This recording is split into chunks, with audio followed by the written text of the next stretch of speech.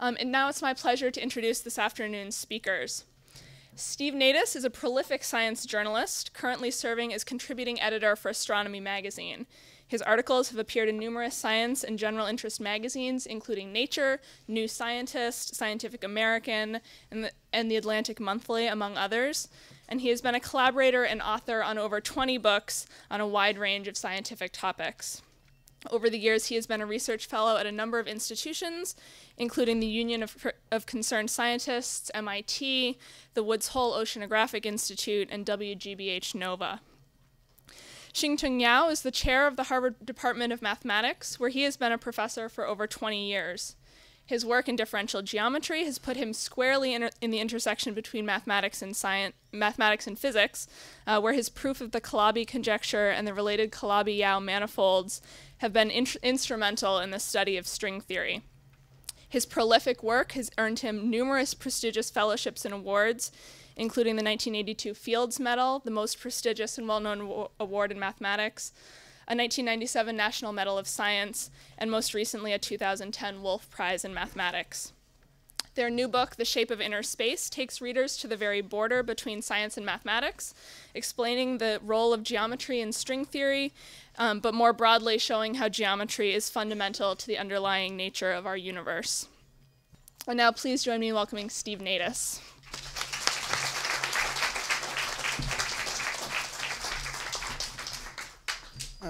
Thank you, Rachel, and I want to thank everyone for coming, and also the Harvard Bookstore for hosting the event. This is the first, kind of the kickoff for our new book, and glad it's here because Harvard Bookstore has been my favorite bookstore for many years. Well, it's been a long haul.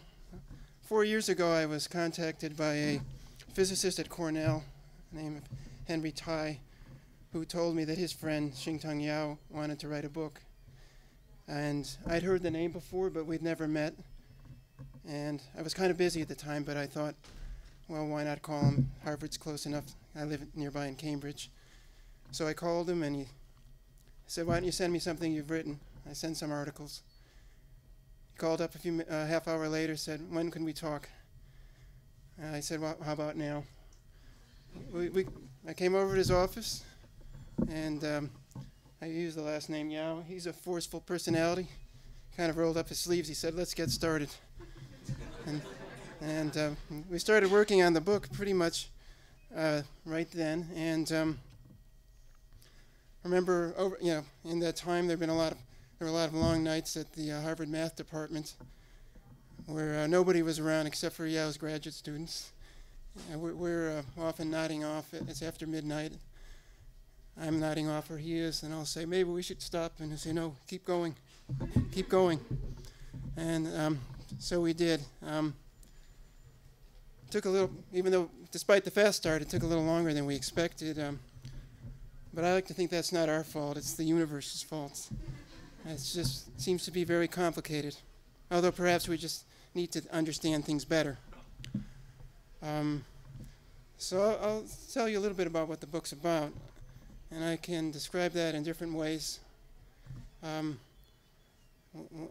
What you could say it's about the mathematics of string theory. It's also a book about my co-author's ideas in mathematics, particularly ideas related to what are called complex multidimensional spaces, particularly the six-dimensional spaces that I'm going to be talking about more. And it's also, as Rachel said, it's a book about understanding the universe through geometry. And that's not a new idea. I don't know when it started, but I know that Plato, several thousand years ago, subscribed to it and actually believed that the entire universe and all its constituents could be described by a fairly small set of geometric shapes named after him called Platonic solids. Einstein also put some stock in the idea. Einstein's equations of motions are complicated nonlinear equations, but one might simplify them, perhaps grossly, saying that geometry equals gravity. And the idea there was that instead of thinking of gravity as the attractive force between massive particles, you could think of it as the curvature of space-time or the geometry of space-time owing to the presence of massive particles. And string theory, which this book is about to a large extent, takes that idea a little bit further and could be simplified as, by an equation. I don't want to burden you with equations, but the equation would be geometry equals physics.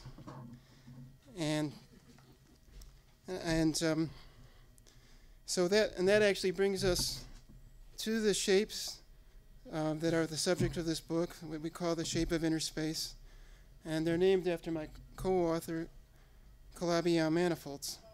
I guess just a brief word about string theory, and it's a complex theory, admittedly, and I don't claim to understand it fully, but at its root there's a fairly simple idea, is that everything you see in the world, everything in the universe, if you break it down to the smallest level, it's a string, and the same kind of string, a tiny string, too small for us to see, could be a strand or a loop, and the movement of these strings and the wiggling and the vibrations of these strings in space, and I should say not just the space we know, but in string theory this space is a 10-dimensional space, and it's not just space but includes time. So it's the vibrations of these strings in 10-dimensional space-time can actually account for the diversity we think there is in the universe. That is, all the forces and all the particles of nature boil down to this. But as I said before, it's not the space that we commonly think about, sort of the three-dimensional space, left to right or backwards or forwards, up or down. There's more dimensions to it. And so the book is a lot about what those dimensions are. I was at the beach this summer and talking with a friend about it. He said, "What's it about?" And I said, "Well, these higher dimensions." And he says, "Oh yeah, I was talking with my daughter about that, and she said, I know what the fourth dimension is. It's smell." That's not how Einstein had it, but it might be on the right track in the sense that there are dimensions that we hadn't commonly thought about that could be important. So in string theory, we have the three spatial dimensions that we know, and time. That counts for 4. So there's 6 extra dimensions that we cannot see. And where are they? Well, string theorists would say they're everywhere, hidden away at every point, everywhere you point to, every place you can imagine. There's also this tiny 6-dimensional space tucked away and concealed from our view. But it's not just the 6 dimensions that's important in string theory. They need to have a particular geometry or a particular shape to make the physics right. And some string theorists would say that if you figure out what the right shape is, the right geometry, you have pretty much everything. That is, all the particles and forces of nature. So the question is, what is this shape? What is the shape of inner space? And we don't have the answer, but the shape that seems to work the best so far is a thing we're calling a Calabi-Yau manifold, or a Calabi-Yau space. And that's sort of at the heart of our book. In 1976, my co-author Yau proved mathematically that these shapes, these Calabi-Yau shapes, exist. He didn't actually set out trying to do that. He initially was convinced that these spaces that had been, whose existence had been conjectured by Eugenio Calabi, he has thought that they could not exist, and many mathematicians thought that as well. Yau tried to prove that they could not exist, and tried really hard, and failed. And after failing, he realized that he must have been wrong, that they must exist, and then he turned it around and proved that they did exist. And after he proved that, as I said, in 1976, he had a deep conviction that this must be important for nature, must be important for understanding the universe. He didn't know exactly what that was, but shared his view with as many physicists who would listen to him. And 8 years later, in 1984, some physicists, including Andy Strominger, who works across the street at Harvard,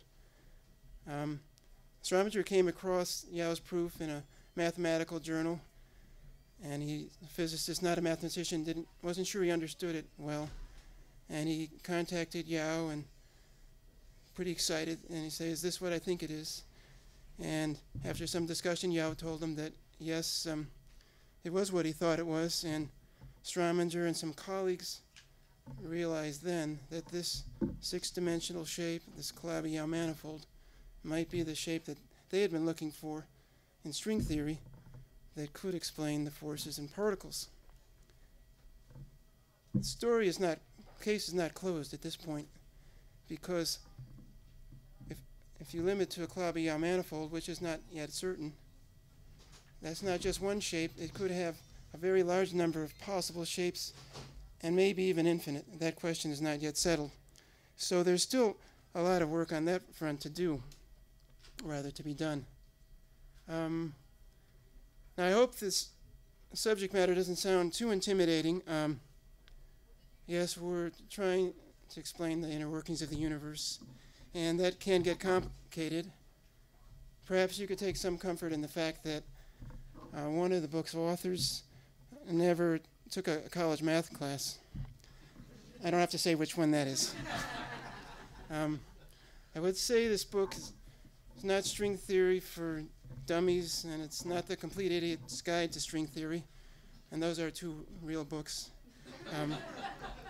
We're aiming a bit higher than that, but I think an average civilian like me can understand it with an above-average effort. I guess the final point I want to make is that string theory, as the name implies, is a theory. It's not proven to be the theory of nature, and in fact, far from that. Nevertheless, the mathematics that underlies it, and which we go into great lengths in the book, much of that has been proven and is rock solid. And that suggests to many people, including my co-author Yau, that there must be something to this theory. And as to what that something is, I'd like to turn the mic over to my co-author Yau, who will maybe talk about that and as well as some other ideas. Thank you.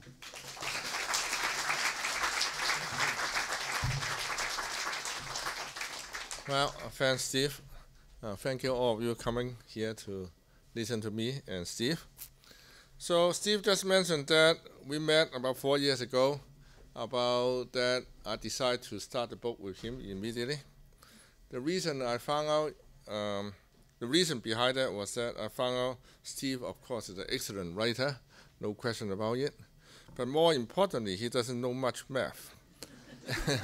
And why is it important? Because I think if a mathematician or even a physicist want to write this book, they will write too much technical detail to the extent that no general layman can understand the book. So since he does not know as much as a professional mathematician know about math, so I have to explain in great detail how to convince him what I know, and then he has to be able to write it in a form that general layman can understand.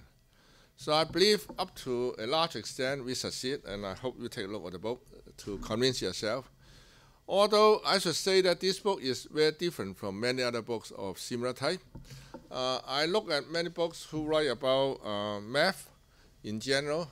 They try to hide the most interesting part of mathematics. Either they write something which was discovered 400 or 300 years ago, so that we know what is it in high school, or just write some numbers and try to convince people that is what mathematics is about. Here we try to write what the frontier of mathematics is. And so as it is, if you go through this book and understand very well about the book, you will know very much about modern mathematics. As a result, it may be slightly more difficult to read than other books, but on the other hand, I think since Steve, who did not know that much math, can go over it and even write it in such a nice way, means that it will take a little bit more work for you to understand the book. But more importantly, one of the other reasons I want to write about this book is to explain to you the way that a mathematician do research. It's very much different from many movies or books write about mathematics. I remember I was in an airplane watching the movie, The Good Will Hunter, saying about a janitor in MIT was able to beat a guy who has a fused metal, which simply is impossible. We have to learn a great deal from the great mathematicians in the past 2,000 years, and they are all genius. We accumulate all the skill and all the genius of this great man to be able to go on. I don't believe any janitor can master all these techniques in a matter of a few hours. And we really study very hard, although we have a lot of fun. And so also there are also books who want to say that only people who has mental problem could be a great mathematician. And of course, I hope I can correct you on this book. And well, I wear a tie. I'm a chairman. And so we are just scientists who want to understand universe or many important ideas in science through the way that we look at it from mathematics point of view. Some of them are very difficult to go through, but yet we overcome it. So we work very hard on it. But some of them are much easier after we understand it. So a large part of this book is about my own experience, about how I start from a college student, which at the time I was in Hong Kong, which I know very little about math. When I come to Berkeley to study, I learn much more, and I struggle through all the difficulty through many steps. For example, I really did not know much about physics. And yet, during the course of my research, I learned that I need to know more physics in order to go on. So I gradually learn it, and I go through many different universities and many good friends, including Coleman Rather, who is the good friend in physics department, who I learned a great deal about Glabial manifolds. Now he probably knows more than me.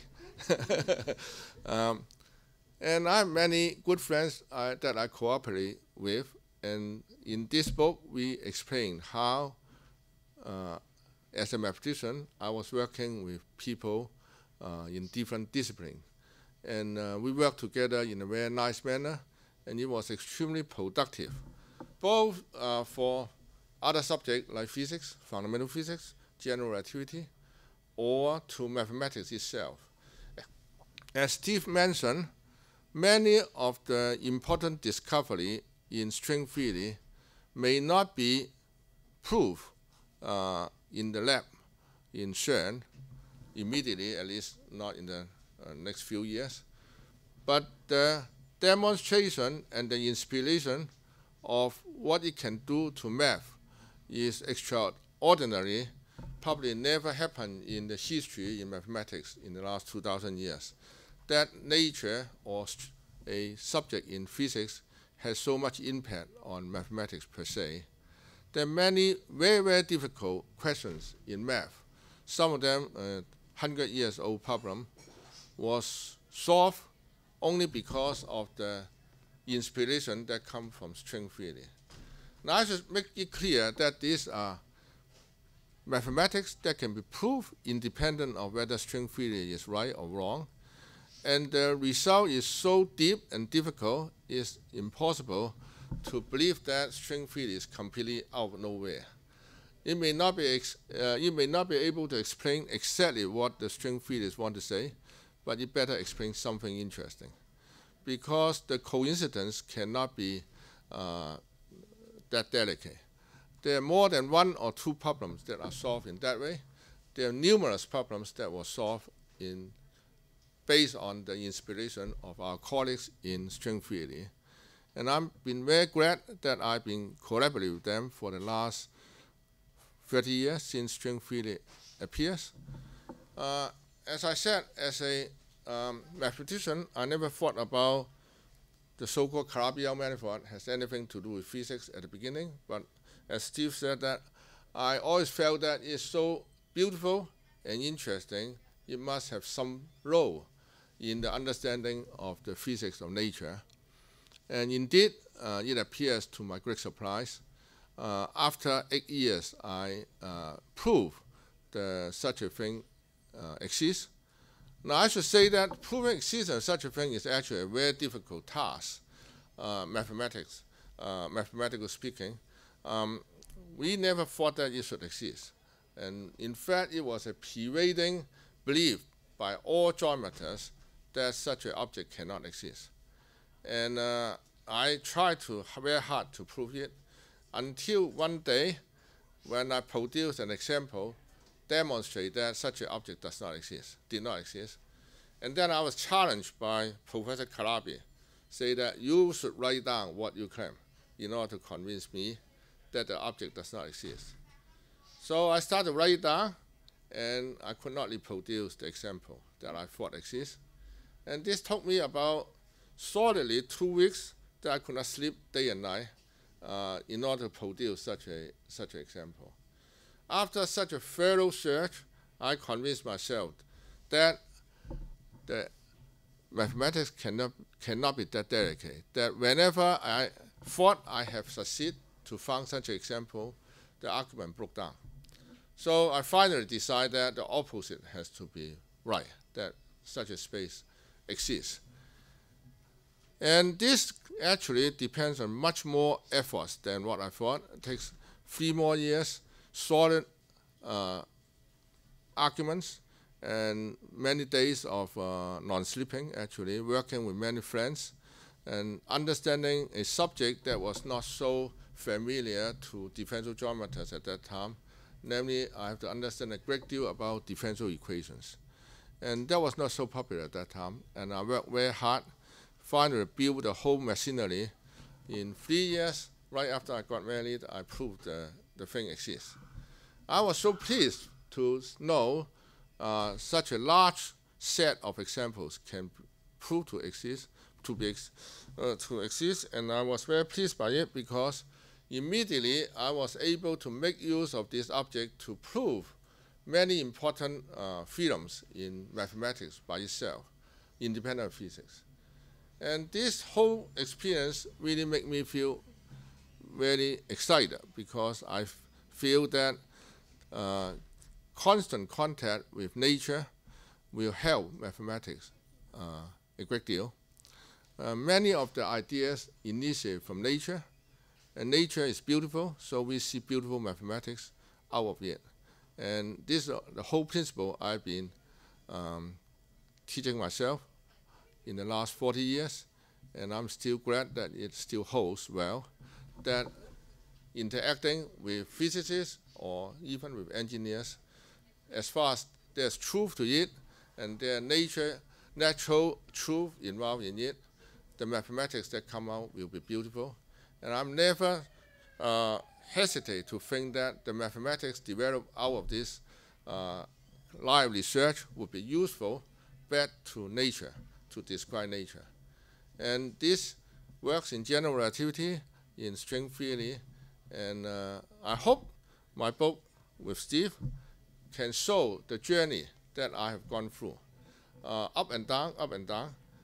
Some of them takes about 99 times failure before I succeed at the last time.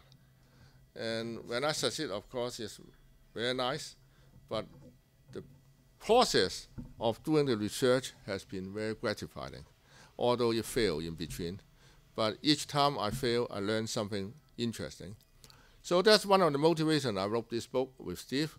I would like to show my fellow mathematicians, my students, or my colleagues to understand the way that the research was being done by scholars in mathematics.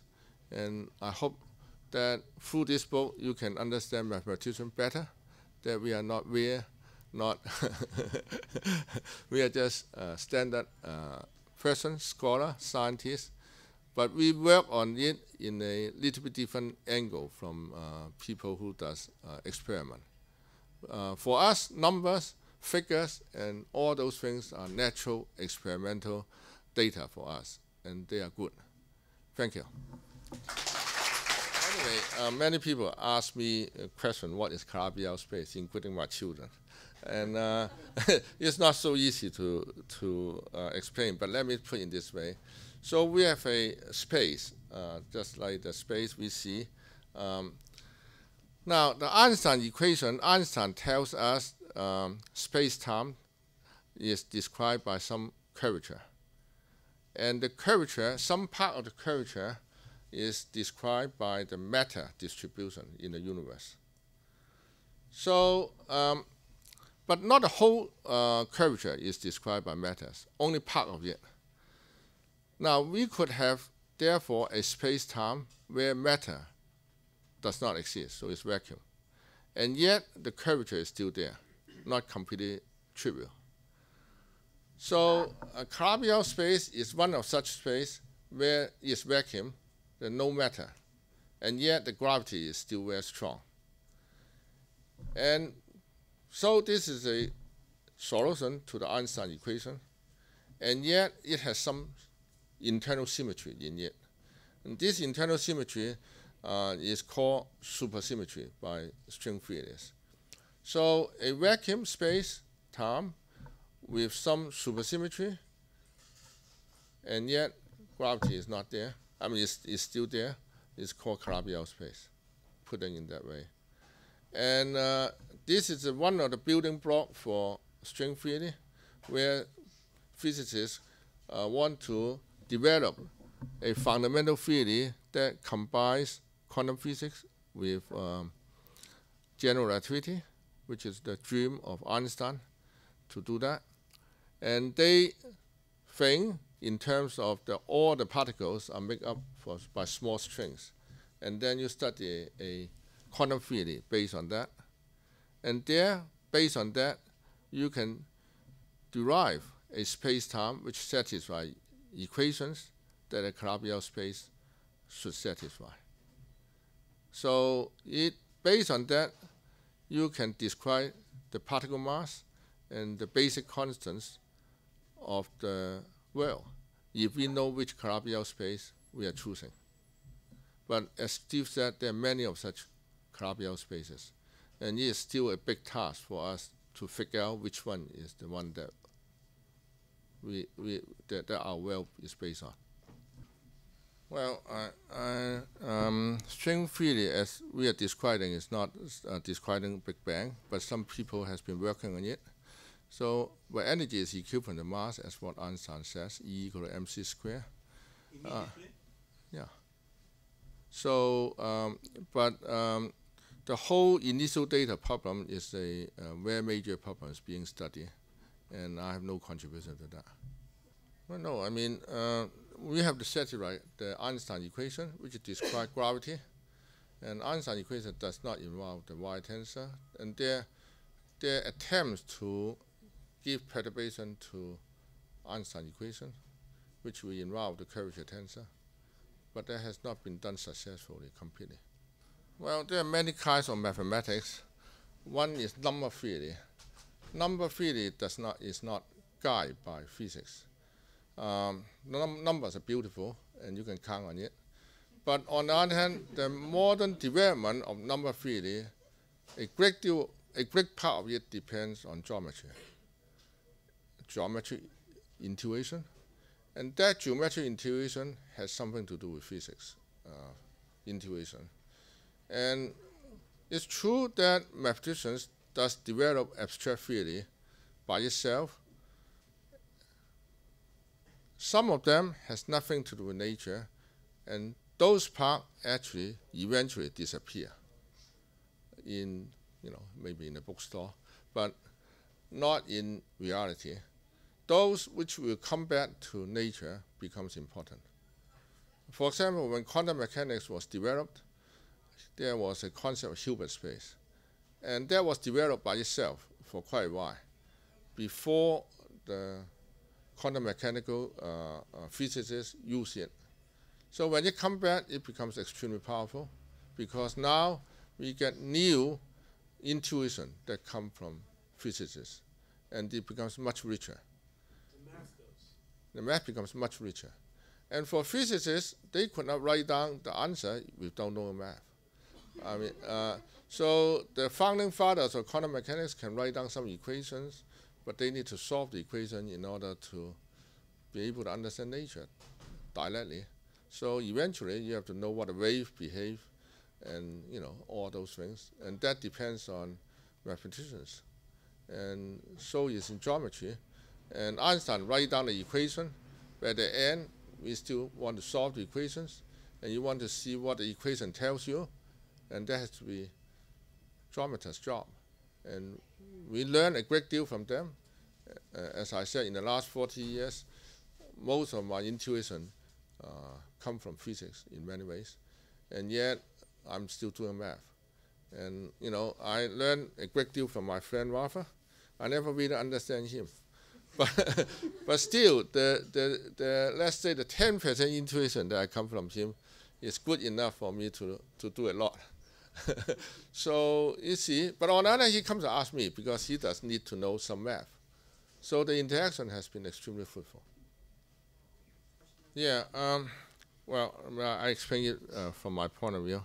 First of all, when Newton developed his Newton's law, one of the great important tools that he need is calculus. Calculus was one of the most spectacular discovery in human beings in the civilization. And he was able to do a great deal of calculation based on calculus, starting from very simple rules that he put down.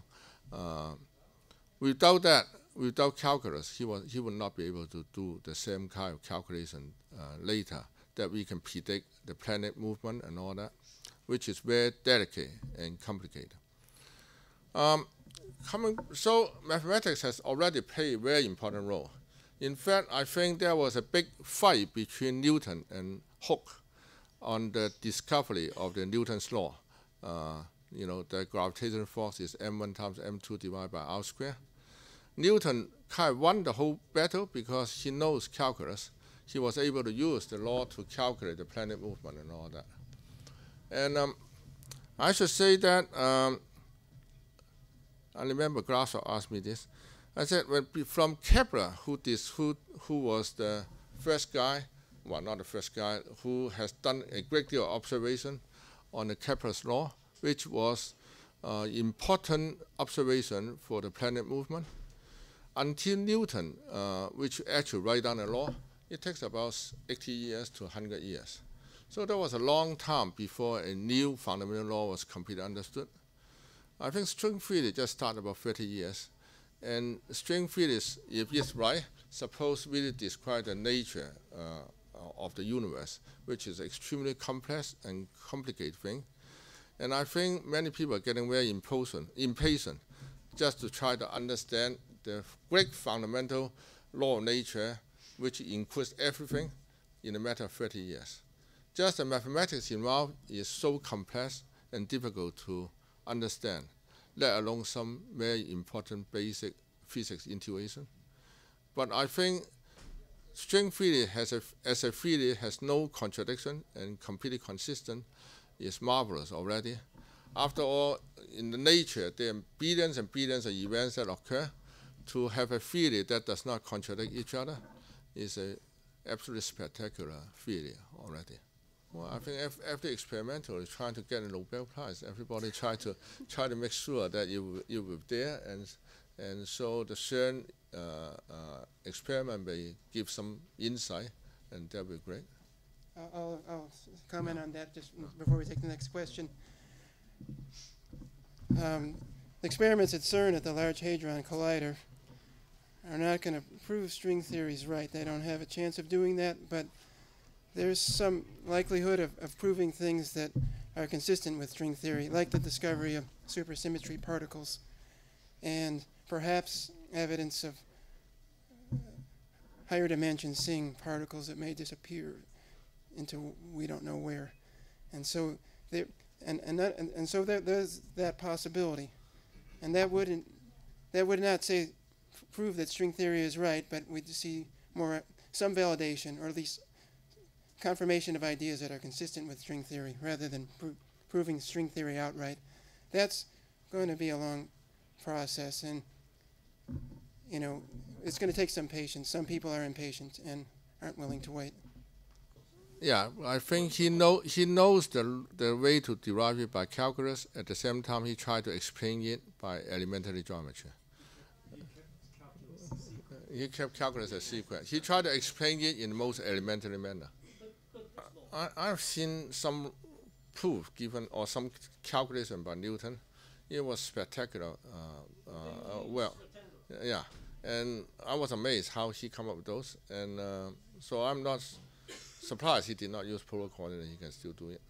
Anyway, I'm not expert in Newton, but as far as I know, he does keep calculus as his major weapon to do all those calculations. Yeah. Well, I actually probably, when I got out of college, I thought I might be a scientist, and I was employed as a so-called scientist. Doing research on environmental issues and policy matters, and thinking that I would do that for a little while and then go to graduate school, probably some area of physics, but I didn't know then what area. And while I was doing that, I wrote a book and then wrote another one, and then I kind of never got into science and sort of stuck with the writing. Well, Steve is really a great writer. Reading the book again and again, I was amazed how well he writes. I would not be able to do anything close to it. And as for myself, I'm still working on mathematics related to string theory, so in particular Calabi-Yau manifolds. There are many, many deep mathematics still relate to the subject, which has not been discovered. And in fact, it goes to many different branches of mathematics, including number theory, on this whole subject. Some of them may eventually come back to physics, so I'm working on it. And also working in general relativity, classical general relativity. They are beautiful subjects. Well, there are many, many problems in mathematics, billions of problems. You can create problems by generating problems by using computer. The question is whether they are interesting or not. Many mathematicians do not consider four-color problem to be interesting. Some of them do, but many of them do not. So it really depends on your taste. In physics also, there are many, many problems you can come up on day-to-day life. Well, depends what kind of physicist you are. Well, I can answer first, he can answer later. So for me, for general layman to just, as I said at the very beginning, to know what a mathematician likes to do, and the journey that I went through myself from knowing nothing to something interesting. So a general layman can understand that. You can skip the part which is more technical, so to speak. Just shows how I struggle through many different ways of understanding the deep mathematics. So you get some feeling about how mathematicians work. But also, I think if you're willing to spend a little bit more time, you understand more about mathematics, and then through that you can understand the beauty of it. So I think in a way both we would like to include. So Steve. Well, I'd say that certainly the original aim of the book was to write a book explaining the mathematics that underlie string theory in a way that an educated reader could understand. My motivation personally was that I had read several books on string theory, and when they talked about shape like of the Calabi-Yau giving rise to particles and forces, usually popular discussions never went much farther than that, and I found that unsatisfying. So I said, if we're going to do something here, we need to take it a step farther or a step deeper. And in a way, it's like open up the hood and look inside, and you see this complicated six-dimensional shapes with all kinds of folds and curves and holes in it. And then trying to put that in words was challenging. So I think it's, but that was what I felt like, to make a contribution and also to represent the work that my co-author did. That's what the kind of book that we had to write. So I feel like I haven't read them all, but I think this is the first book that presents this story, and really this first book about Calabi-Yau manifolds, about these six-dimensional spaces and how that may influence physics. That's intended for a broad audience, probably not for everybody, but for people who are interested. And your question implied, should you be interested? And I can't answer that for you. I would hope people would, if this is how the universe works, they'd want to know it. We don't know that for sure, though. Geometry has gone through many stages. When Euclid and the Greek geometers did it, it's very different from when Newton did it, because he got a new tool, namely calculus. But then the concept of space-time has changed in the hands of the 19th century geometers, started by Riemann. He developed a concept so that space is no more the space that we can see. It's an abstract space. And that was developed without thinking to be able to apply to nature until Einstein used it. So each time when geometers develop a new concept, it actually has either initiate some kind of revolution in physics or vice versa. Because of the needs in physics, geometry has changed their concept of space, time. But now the string theory come up, and the quantum physics need to unify with general relativity. That calls for a new geometry, which is good for quantum physics in the small, and yet also good for general relativity in the large. This we have never encountered before in the history of geometry, and everybody tried to develop it, but nobody knows how. It depends on physics, great intuition from physics, and also depends on geometers and people in mathematics. This will be a challenge, probably takes a whole century to finish this job, and nobody can tell. But it's exciting because new concept will be developed, and we hope to witness such a development in our lifetime. Well, you got to be patient, and also it depends on your belief. For example, in this case, the Calabi conjecture, I worked extremely hard to prove it is wrong, and then I decided it must be right. And really depends on my persistence. And I love this problem because it's so fundamental and so beautiful. And I feel at all costs I need to solve this problem. So I finally solved it, despite I failed many times. I really choose a problem that people tell me what to do. I used to,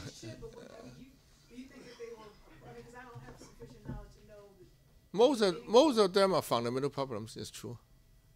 If we can solve it, they are important. These are problems which was developed in the last 100 years by many mathematicians together. So some of them are really absolutely fundamental. If you can make contribution to it, it would be spectacular. But as I said, usually I solve the problem that I consider to be exciting, and then I found that beautiful, and I will have strong motivation to do it myself. But there are other type of mathematicians, they like to solve famous difficult problems. And I don't follow that route. Well, I mean, of course, we come into many arguments because sometimes I said this has to be done in this way in order to make it to be accurate. Steve said that, well, you cannot do it, otherwise nobody understands. So we struggle for a long time finally to come up with something which is accurate and yet understandable. That was a great experience because some of this I don't know how to explain in layman terms until I talk with Steve. And Steve is very patient. Maybe I should say something on that. I'm not sure what, though. I mean, I think you put it well. It was hard for me, a mortal, to understand this stuff well enough to be able to write about it. And I sort of set a standard where I didn't want to write anything down where I didn't really know what I was saying. I think that does happen a fair amount. Without diminishing the input I got from my co-author, I did find it was helpful to get other perspectives at times.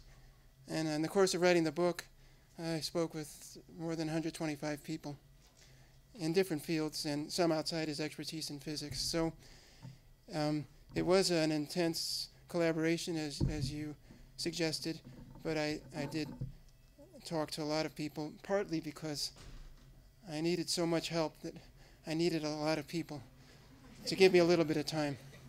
No one person could have done it.